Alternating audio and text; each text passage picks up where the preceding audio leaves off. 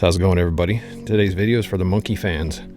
I'm getting ready to do my 600-mile oil change. So this is considered basically your break-in oil change. You can do it either from 600 miles to 1,000 miles.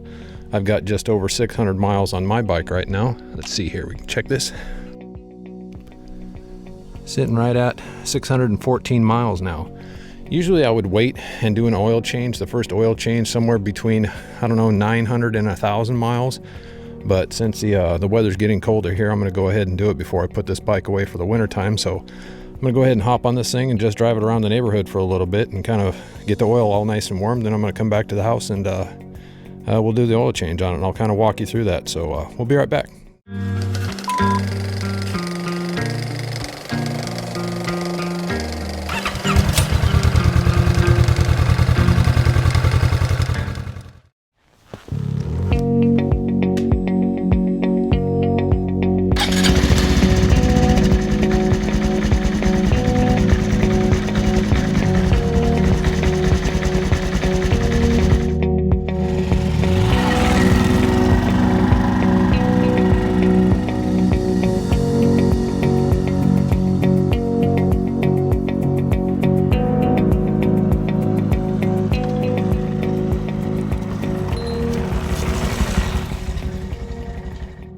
I'm going to let the bike cool off for a little while here, probably give it about 20 minutes for it to cool off a little bit before I start changing the oil. But as I'm sitting here, I thought I'd go over, my thoughts on the bike after having owned it for 600 miles now.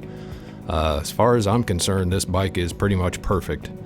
I know in my review video that I did on this several months back, I spoke about a problem that I was having with it, almost feeling like it was stuttering in third gear. It's like you'd give it gas in third gear and it didn't feel like the transmission was engaged all the way when you'd shift into third, which basically it wasn't. When you shift into third, well, on my bike, I don't know if you guys have had this problem or not, but I'd shift into third and then I'd be able to pull up on my toe underneath the shift lever, and I'd feel that there was some slack there. So I'd have to let off the gas and then just give it gas again, and then I can pull up on the shift lever and I could feel that it was fully engaged into third gear. So I just wanted to mention that again. That problem is starting to go away, thankfully. I guess it was probably just an issue with just the bike being so brand new and everything that it's just part of the break-in of this bike. Like I said in my video, my Grom did it too, so I'm just not going to worry about it. I don't think there's a defect in any of the parts of the build quality of this bike or anything. So, and other than that, it's just been a phenomenal little bike.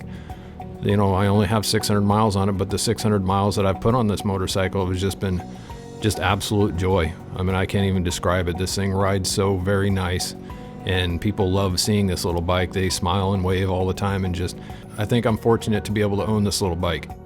It's not very often that a motorcycle company will kind of step out on the ledge a little bit and throw people a bone when they've been asking for something for so very long. And as far as I know, a lot of Honda owners they've been asking for something like this, like an update of the original monkey bikes, and Honda stepped up. They stepped up to the plate and they did it. They did it with this and they did it with the Cub. So kudos to Honda. I really appreciate them doing it for us. And even though a lot of people kind of frown at the price of this bike, because you're going to pay $4,800 out the door, generally that's a typical price after tax, title, and license and everything else like that.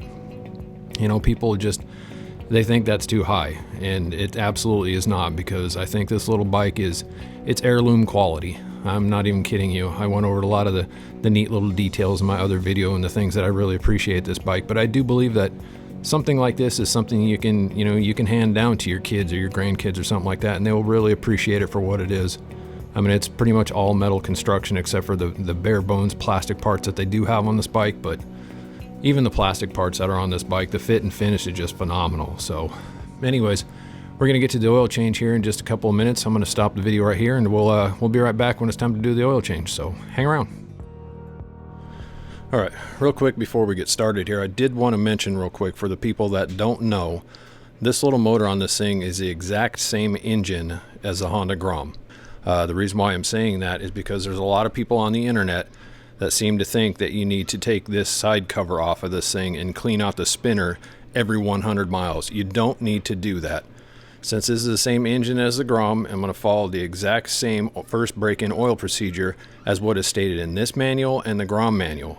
And your first oil change basically just calls for draining the oil and then filling it up with new oil. And that's all you got to do. You don't have to take that side cover off right there.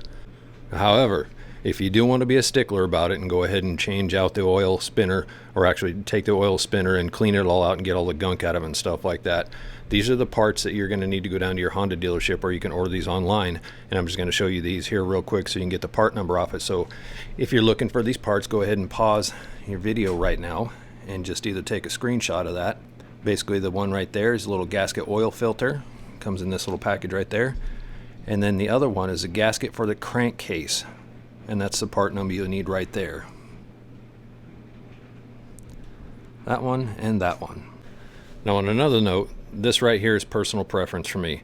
This is the oil that I run in all my motorcycles. I'm a simple dude. I like to keep things just simple, so I run this stuff in all my motorcycles, and I've always been a big fan of Castrol motor oils. Ever since I've been messing around with old muscle cars and things like that, I think it's just a phenomenal oil, does an excellent job. But this right here is Castrol Power One fully synthetic motorcycle oil, 10W40, 4T, whatever that means. I don't claim to know everything, but anyways, this is the motor oil that I run because I'm sure people are going to ask if I didn't put it in the video. So there you go. So let's get on with the oil change. Go ahead and save yourself the money, because the dealership is going to charge you $120 when they do your first break-in oil change. And I kid you not, all they're going to do is just change out 1 quart of oil. So just save yourself the money. But let's get on with the oil change. First thing you want to do when you're draining the oil, go ahead and loosen up the oil fill cap right here. Just loosen it up a little bit. Just kind of backing it back in there. Just kind of set it there. Be good enough. Next thing you want to do, there are 2 bolts down underneath here. And I know some people have been confused about this before. I read about people taking out the wrong bolt. You see that guy right there? Let me zoom in on it. That guy. That's the one you want to take out. Not the other one on the other side of the bottom of the engine, but that one. It's got blue paint right next to it. That's the oil drain plug right there. So we're going to go ahead and take that one out and let the oil start draining.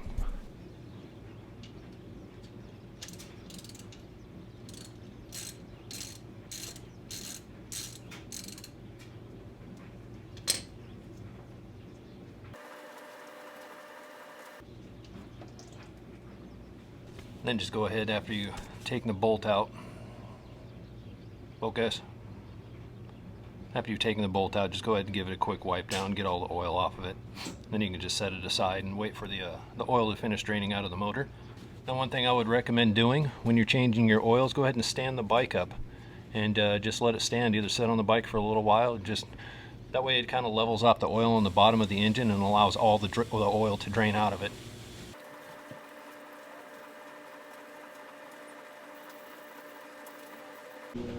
Alright, once you got all the oil drained out of it, make sure your oil drain plug is nice and clean. And what you want to do is, if you can see right underneath here, if I'm pointing to it, you have to angle down. Right here, obviously there's got some oil on the exhaust. I think that's a little catalytic converter right there. So you want to go ahead and wipe all of that off of there while you're underneath here. Now, for those of you who are extremely anal, I'm sure you'd probably go ahead and put some tin foil over the top of that thing to, prevent oil splashing on your exhaust. I'm old school. I'll just wipe it off. It's not a big deal to me. Just make sure you get all the oil off the bottom of the engine case and everything, so it doesn't smoke when you start it up and take it out for a ride after you're done here.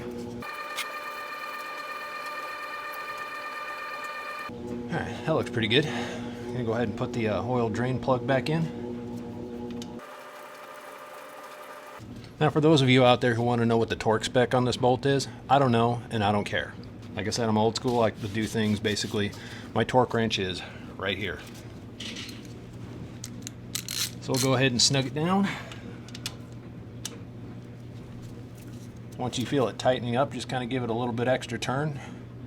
It's almost just like putting spark plugs in. You do it by feel, if you're anything like me.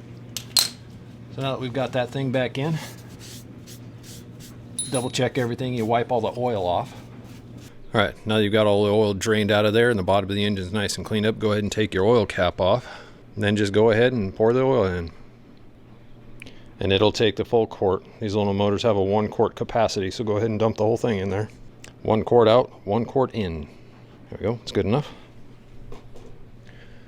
Take your little funnel out, lay it aside,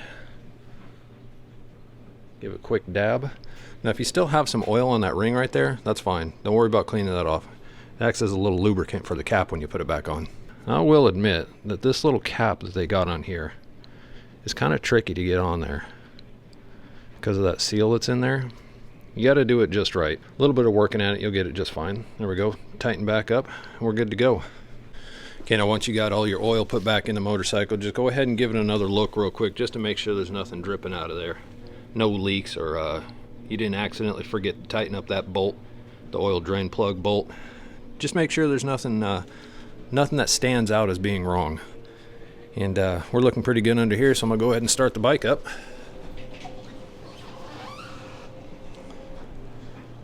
And let it run for a little bit. So what I'm going to do is just go ahead and hop on the bike and ride it around the block a couple times here just to kind of get all the oil worked up into the engine. That way, you know, all that fresh brand new oil sitting in there for when I decide to park it for several months, because I know I'm going to have to.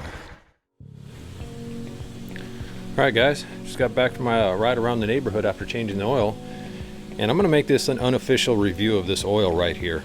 This stuff is phenomenal. You can actually feel and hear a difference in the motorcycle when you use this stuff. So Castrol Power One, big thumbs up for me, 5 stars. I think I paid $55 for a case of 6 quarts of this stuff. It's a little bit spendy, but considering how often you change your motorcycle oil, I think it's well worth the investment. All right guys, I'm gonna go ahead and wrap up the video right there. I think I've rambled on long enough. Obviously, of course, if you guys have a different method of doing your oil changes, you have a differing opinion, or think I should be, you know, more anal about the technical specs of everything and stuff like that, go ahead and leave your comment below. I'll read through it. My bike, my rules. Your bike, your rules. So anyways, if you enjoyed the video for this week, go ahead and leave a big thumbs up and click that subscribe button if you haven't already. It really helps out my channel. And until next time, we will see you guys later. Ride safe and have a good day.